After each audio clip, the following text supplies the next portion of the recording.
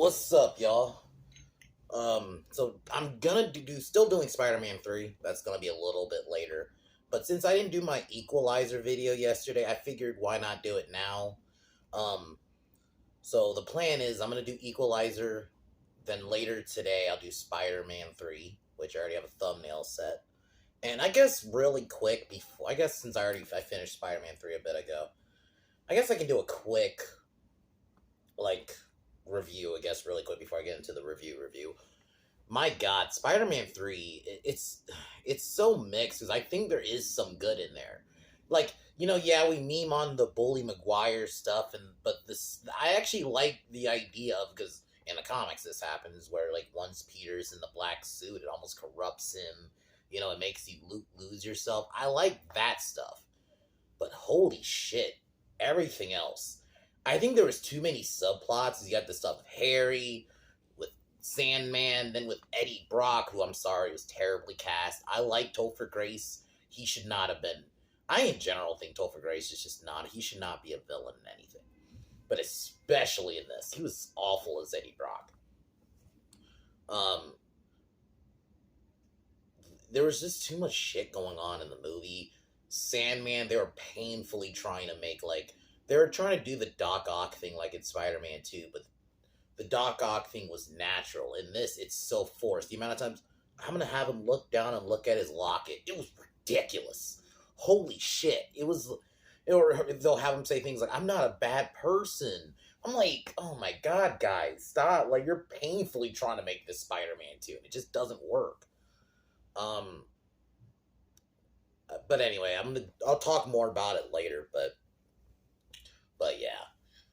Equalizer 1. I remember when this came out. I didn't see this in theaters. I saw it a little bit after it came out, and my God, I was just surprised at how it is a little bit of a slow burn. Because when you meet Robert McCall, you think he's just this normal sales guy. You don't know that he's he has this crazy background. At most he's a veteran. That's it. You don't. But then he meets Alina, who is that's Chloe Grace Moretz's character, who I thought she was great. We find out that she's being trafficked by the Russian mob one night, before being yanked into a car. Then the next day he finds out that she was beat because he's friends with another prostitute named, I think her name's Mandy, that she was beaten. And this is where we find out, basically, we get the Equalizer. And unfortunately, it got seen, and I think a lot of people like this movie, but it did kind of get seen as a John Wick ripoff when it really is. And I don't even think the plots are even similar at all. Like, I guess that scene when he goes and kills Slavi, I think is his name, the gangster, who I recognize from Justified, Boyd Crowd's brother. And also, this movie's way more graphic than John Wick. Like, you'll see a dude get stabbed in the neck with it was like with a glass bottle or with something. They don't hold back on the violence. Like, John Wick isn't gory. Like, you do see blood in John Wick, and I'd probably say 4 is the goriest one, but it's still, I'd say this movie's way more gory. Like, just that one scene alone with Slavi, when he takes all of them out and stabs a dude in the neck, you're seeing, the blood. Like, this one's pretty hardcore, in terms of the violence. Yeah, man, it is crazy. But I like how vague they keep. You don't necessarily know his background, and this is where we meet Nikolai, who's actually a pretty decent villain. Yeah, you could argue he's a bit one note. Like, there's not a lot to his villain. And to be honest, I think for a movie like this, he doesn't need to be. He wanted revenge because one of his people, I think it was his brother, it's either his brother or basically the same organization. But the way he was reacted, it seemed like it was his brother got killed. So that's kind of why. So this is where they find Robert and they try to torture him. Well, not torture him, but they try to get him a couple times. And actually, no, my favorite scene in the movie is not even an action scene. It's where, this is a bit later in the movie, where this is after several attempts of, Nikolai and basically Robert had already, destroyed a couple of his tankers, that scene where he destroyed one of his racketeering places, that, when the cops show up and you just see a bunch of dead dudes, And then, and all the money says follow the money. And then he goes to Nikolai, and they're like, it's like at a restaurant. And they just have a nice little back and forth. That scene is probably my favorite scene in the whole movie. The acting from the both of them was, and it was just intimidating. Like, because you don't know a lot about McCall, but you just know he just wants to do the right thing. That's why, like, he even well, with his coworker's mom, because she owns like a pizza shop, and she's being racketeered by these, basically dirty cops, and he forces them to give the money back. He even tortured, or slight, I'll call it torture, fuck it, a guy who robbed a store earlier. Like, he just wants to do the right thing, and he'll make you pay in like the worst way. But that's all it is. I wouldn't call it a revenge movie. Like, John Wick was explicitly a revenge movie. This, I wouldn't call that. Overall, I love it, man. The tone, it's very simple. Not a lot to it, and that's all it didn't need a lot to it. Denzel's acting is great. I love the mystery about him, and there's apparent they want to do or people want a prequel with his son, and I'm just like, no, I'm so tired of prequels, and I don't need to know what happened before the movies. No, I kind of like that mystery. I don't remember if 2 goes into his backstory at all. I have not watched 2 since it came out back in 2018, and I only watched it once, but I remember really liking it. So definitely, but this one, that ending with the nail gun when he kills Nikolai, and then he kills Pushkin, who's like the actual head leader of this organization, is great. It's a simple movie, and honestly, while I like 2, you could have even easily left it off with this one, and it'd been fine. But I'm actually kind of happy because 3 looks, that at least from the trailers I've seen, looks really fucking badass. So I'm cool we got it too. So next Friday I'll be doing, or Thursday, I'll try to make it on Thursday next week. But for sure, next Thursday will be Equalizer 3 or 2. Sorry, Equalizer 2. But out of 10, I'd give this film a 9. I think it's, especially as an action movie, it's very well done. So, later tonight, Spider-Man 3 review. Tomorrow, I don't think I'm going to do a video. We'll see. I got to see. Maybe something will come up. I might finally do that Scream video, or I might just save that for Sunday. We'll see, because I don't have to, there's nothing coming out this weekend that I need a review or anything. So, yeah. So, most likely, no video tomorrow, but if I do, I'll be that Scream video. Maybe I'll find something else to do on Sunday, I mean. If not, then I'll do that Scream video on Sunday, which I'm probably leaning the latter. I'll probably do it on Sunday more than likely. But anyway, let's get into Equalizer. The Equalizer, which apparently it's based off an old TV series I never knew about. And I know there's some shitty one out with Queen Latifah, which I think got canceled.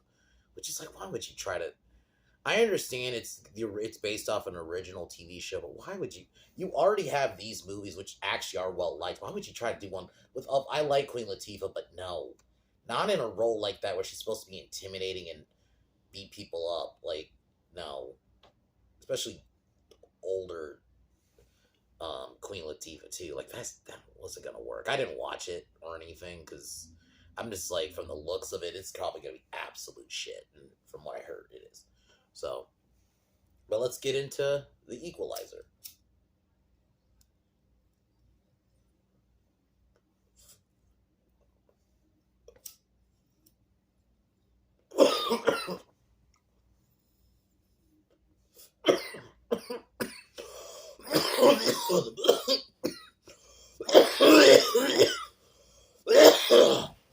Movie starts with he basically just are introduced to Robert. He works at a store. He seems like he's just this normal guy, and he stays up late nights. Like that they keep his background very vague. Like, yeah, he just seems like a normal guy. He goes to, because he can't sleep most nights, stays up really late and goes to like a diner. One night, this is where he meets Alina, which is Chloe Grace's Moretz character, or hit girl from the Kick-Ass movies. I actually like her in this movie. She's not in it a lot, but I thought for the scene she is in, she's this trafficked girl being trafficked by the Russian mafia. Sorry. And one night, oh, also he I don't remember the coworker's name, but he trains his coworker because his coworker wants to be a security guard. And to be honest, I like this character. He's a decent little character. Even there's not a lot of side characters really. I mean, besides him and like I guess in general, the people who work at the store, I'm actually kind of cool with movies like that occasionally. That don't have a million side characters. That is just kind of it's just the main character for the most part. Um, I guess Alina, but she's not in the movie a lot. Like there's portions she's basically gone from the movie, which I mean, and you can explain it away when I'll get to it, but I guess we'll get to it now.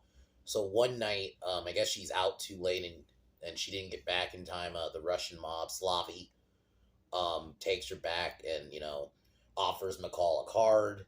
And then that night they don't show it, which I kind of like. It's sometimes you don't need to show shit like that. Like it's better to show the aftermath. She's badly beat up. It's implied that they basically beat her up. Um, so she's in the hospital. Her friend Mandy, who's also a prostitute, tells him about it. He then goes down to the Russian mafia, Slavia's. I'll just say Slavia's place. Tries to offer to buy her freedom. She refuses. And I love the little clock thing when he basically it's like his little, he sets a clock and it's like, I guess I don't know what to call it, like a spidey sense a little bit, something like that. And whatever, but it's basically, when that hits, you're going to get a fucking action scene. Hold on. Sorry about that. But I really love the action in this movie. Just how hard hitting it is. He stabs a dude in the neck. He slams a dude on his neck on a table. And like, when you see him, like, oh my god. And then he stabs another guy with it's like a screwdriver or something through his mouth and it goes through. It's like they don't hold back on the violence. And then, yeah, he shoots Slavy in the neck. And Slavy ends up bleeding out. And because Robert is so good, like he's basically good at not getting seen so he ends up leaving. But he ends up not realizing he murdered the brother of a bigger. And this is where we meet Nikolai, who the Russian mob basically have like control of the police. Masters, played by David Harbour, who actually it's kind of interesting to see David Harbour as a villain because he's usually a good guy and stuff. Most people know him as Hopper from Stranger Things. But in this, he's pretty good. As a slimy, dirty cop, and even his death's kind of sad a little bit. Like obviously, he kind of deserves it, but yeah. So Nikolai basically tries to get info on who killed Slavy.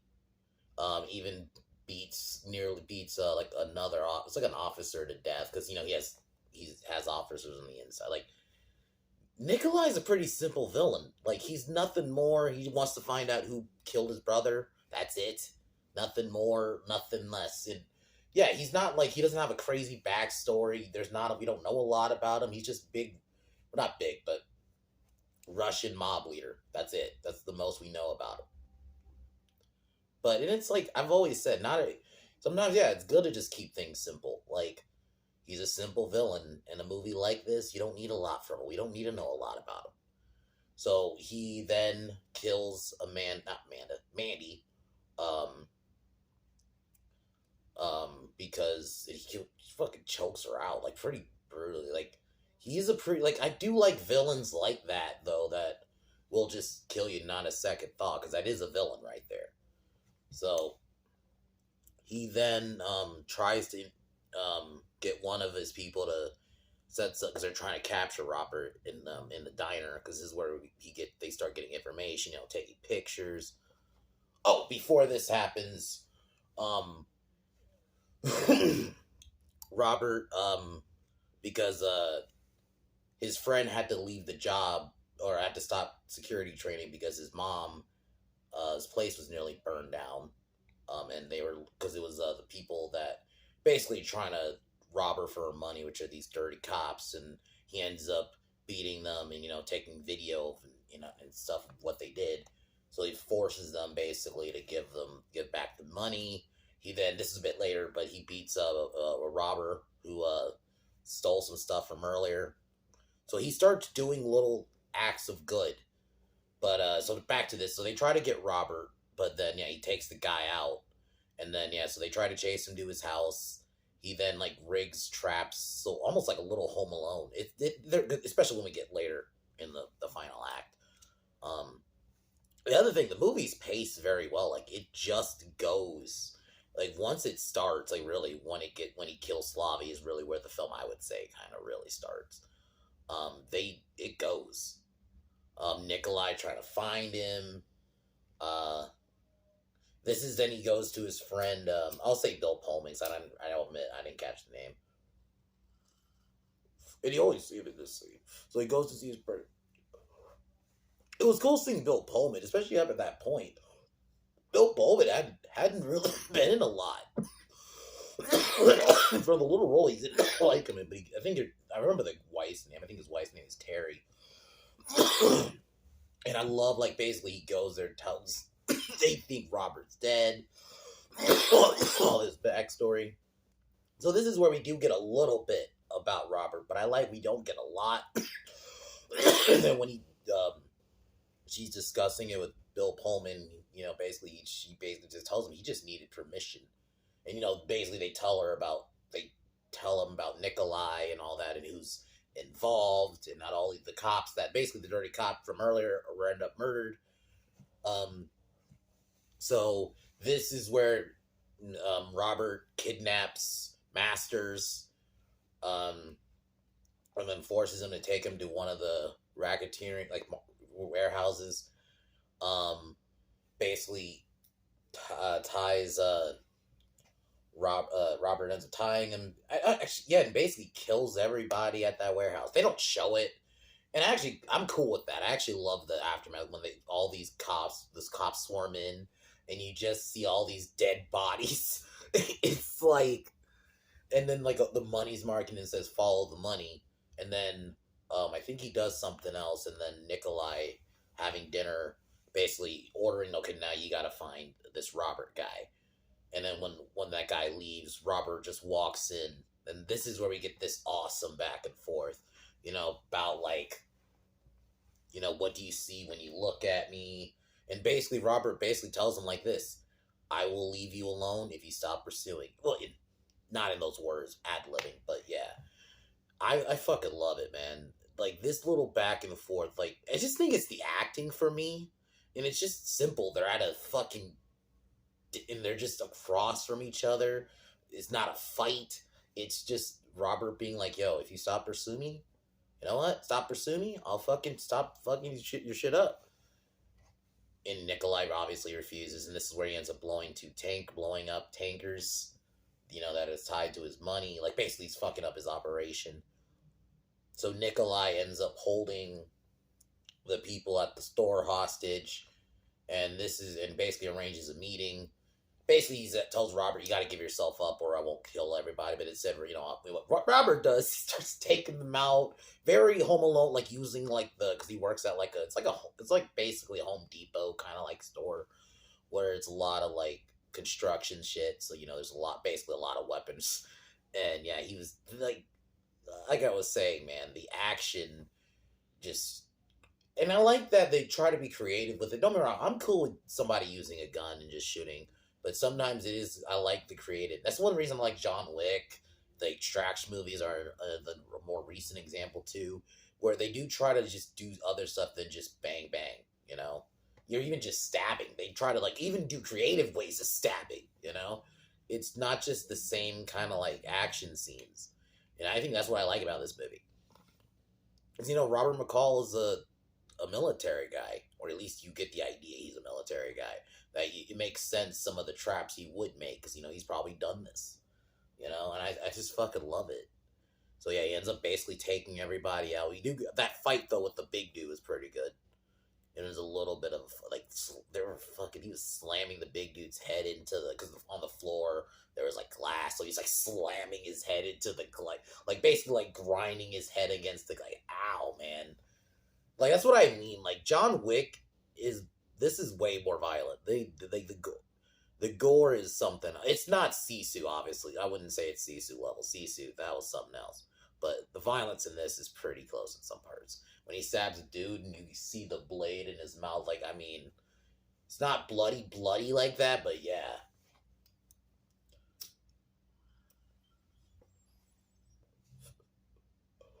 So, Nikolai chases, I think his name is Sam. Now the name is hitting me again. His friend Sam, who's like injured because he got shot in the leg.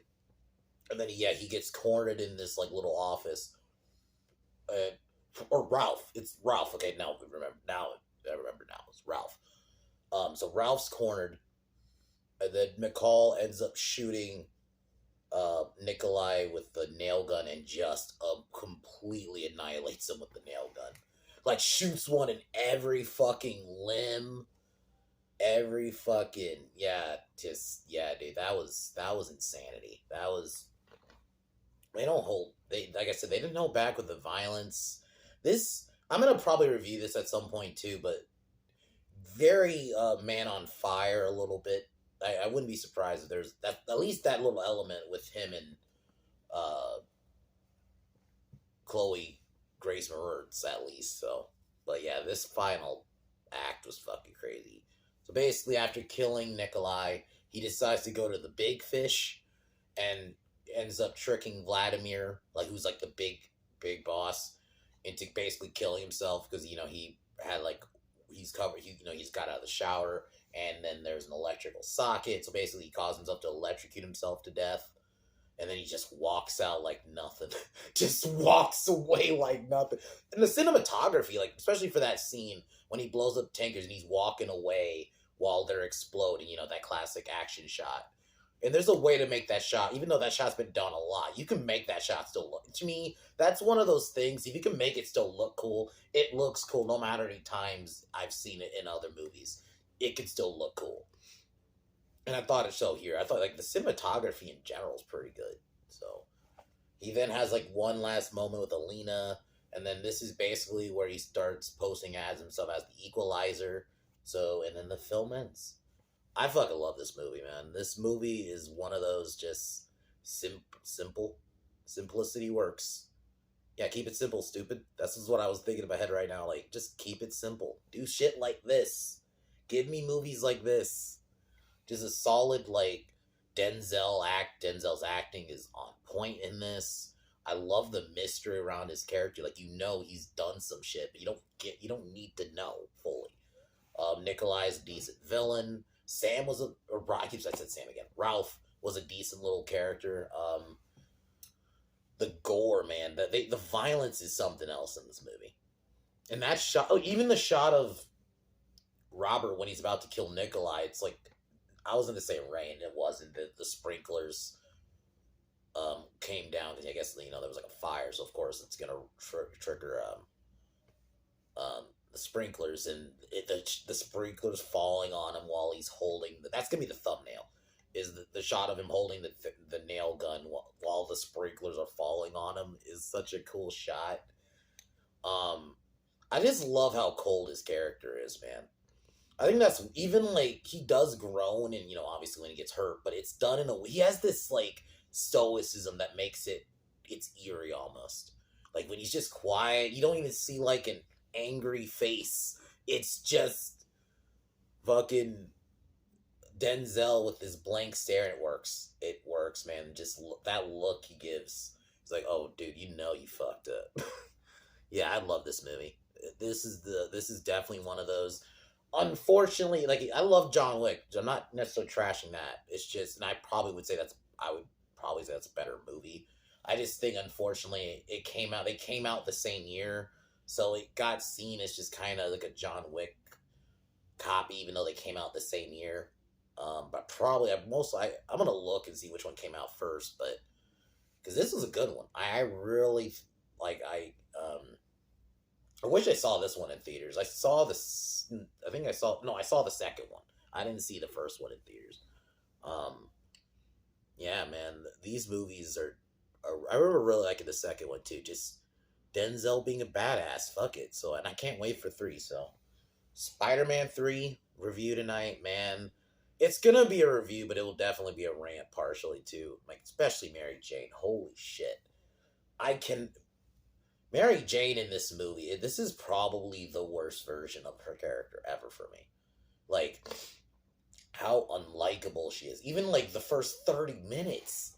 When she sees one bad review and Peter's like trying to mention being Spider-Man because it's like I have my critics too, and he's trying to help. And she's like, no, this is not about you. This is about me. It's like, oh my fucking God. It's holy shit her throughout this. But that's why I'm like, I'm gonna be honest. When Peter brought in fucking Gwen and was kind of flaunting Gwen all over, I kind of I didn't really feel bad for Mary Jane in those parts. I just did. When you have her being so unlikable. And then it's not just her. Obviously the stuff everyone has talked about. Venom being forced in, and Venom is my favorite Spider-Man villain. I know everyone loves Doc Ock. I mean, not Doc Ock. Well, him too, but Green Goblin. But for me, it's Venom. Venom is the villain that really challenges Spider-Man because he's the one that can, on a physical level, to an extent, stronger than Spider-Man. He's the one that his spider sense doesn't work for. So, like him, he should be his own villain. He shouldn't be a third wheel villain in general, anyway. Venom needs to be the main villain. Or if you want to do Venom and Carnage, that'd be fine. But Venom on his own, that he deserves his own movie as a single solitary villain, not be thrown in. I didn't like the Sandman stuff. Sandman, the villain was when he's doing the sand. Because I'll admit, those effects looked amazing when he was doing the sand stuff. But as of actual, here's my problem. It's a giant retcon that doesn't. Well, there are retcons that could work. Like, for example, Stranger Things, Season 4. Vecna's a massive retcon. That clearly, like, they were saying he's there since Season 1, even though we've never saw him. But that's a retcon that works. This is one that doesn't. Because the timeline of the movie, especially rewatching Spider-Man 1 only a few weeks ago, so it's still fresh in my mind, it's like, the timeline doesn't add up. Just so you could, I get they wanted to do, like, how some trilogies do, right? They have a callback to the original. I get that's what they were trying to do, but maybe they didn't need to do that here. It doesn't make sense. You should have just did Sandman like in the comics. Have Flint Marko just be a villain that escaped. That's it. No ties to Peter. It makes no sense, timeline-wise, that guy from the first movie had a partner. And then how did they get separated? It doesn't, none of it works. And I'll explain it more when I do the video. But yeah, Spider-Man 3 is big problems. I think there is some good in there. So I'm not like going to completely shit on it. And I'm going to say it. I'd still rather watch it over the Holland ones. Because at least Spider-Man 3 is just a bad Spider-Man movie. It's still a Spider-Man movie compared to those others. But anyway, guys. I'll see y'all later tonight for Spider-Man 3. But cheers and peace out.